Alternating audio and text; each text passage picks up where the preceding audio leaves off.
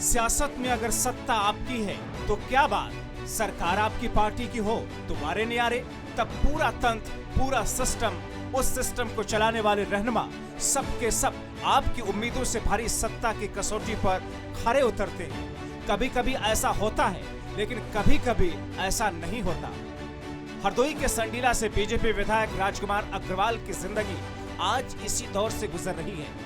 UP में सरकार इन्हीं की पार्टी बीजेपी की है, खुद विधायक हैं, लेकिन करीब एक महीने से अपने जवान बेटे की मौत, जो इनके मुताबिक अस्पताल की लापरवाही से हुई, उसी के लिए न्याय पाने की आस में भटक रहे हैं, जो अब तक नहीं मिला।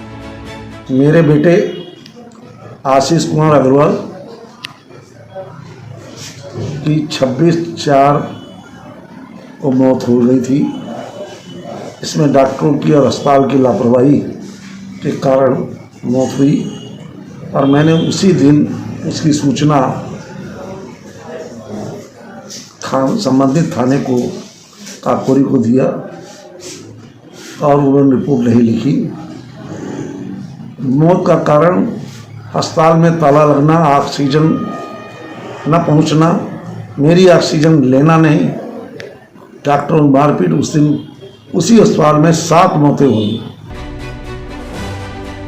सोचिए, कोरोना काल को सिस्टम के सौदागरों ने और कितना भयावह कर दिया। लखनऊ के काकोरी थाने में विधायक राजकुमार अग्रवाल ने एफआईआर दर्ज कराने के लिए तहरीर दी, लेकिन उन्हें टका सा जवाब मिला।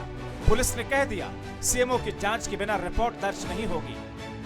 मैंने इसकी शिकायत माननीय मुख्यमंत्री, डीएम, कमिश्नर, डीजीपी सबसे कर दी, फोन से बात की, तब भी रिपोर्ट नहीं लिखी गई। क्या मांग है आपकी? अब मेरी मांग है उसकी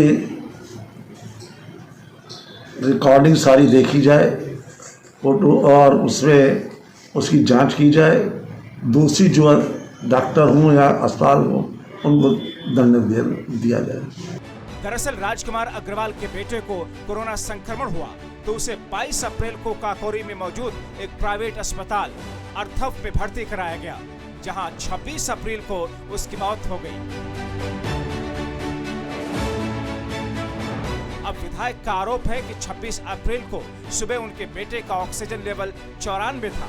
वो खाना खा रहा था, सबसे बातचीत कर रहा था, लेकिन शाम को अचानक डॉक्टरों ने बताया कि उसका ऑक्सीजन लेवल कम हो रहा है।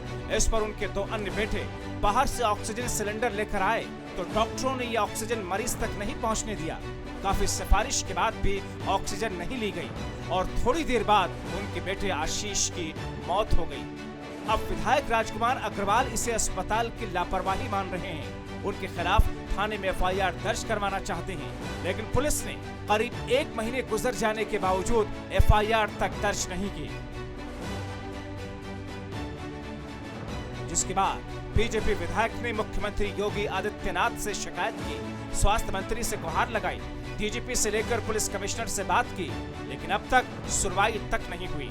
तो इसे क्या कहेंगे, जब यूपी में न्याय पाने के लिए बीजेपी विधायक को पापड़ बेलने पड़ रहे हैं, तो आम जनता क्या करे।